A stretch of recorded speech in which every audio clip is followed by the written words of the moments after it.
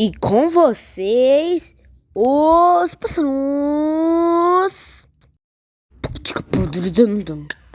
Episódio de hoje: a corrida do seu Joaquim.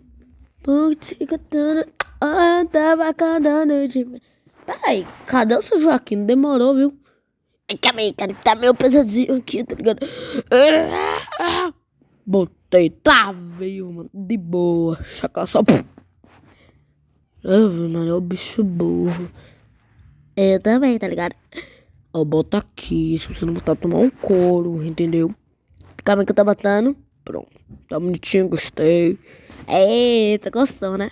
Cuidado, jubileu! Foi. Eita. Ah, mano, eu odeio! Seu Joaquim! Calma aí. Ele vai virar Super Saiyajin. Coisa mais lá, satélite.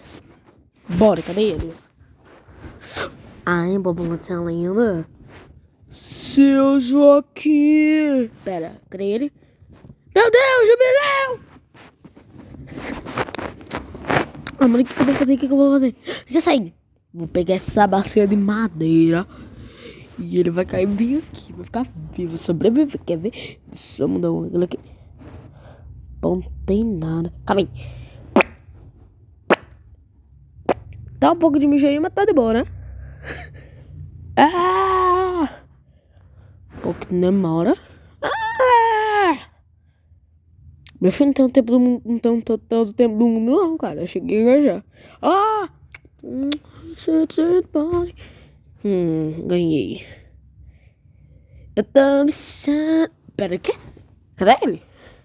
Rapaz. Uau. Meu Deus, jubileu. Calma aí. Vai, porcaria. Vou te dar água, mano. Mano. Vai, jubileu. Pô. Acabou o filme. Pero eu tô vivo. Isso é o Joaquim, né? Calma aí, que eu tô. Tá aí. Ai, ainda bem que você tá vivo, mano. Pois é. Ué. Meu Deus, seu Joaquim, mano. Não. Eu, otário, escapei. Acabou o episódio.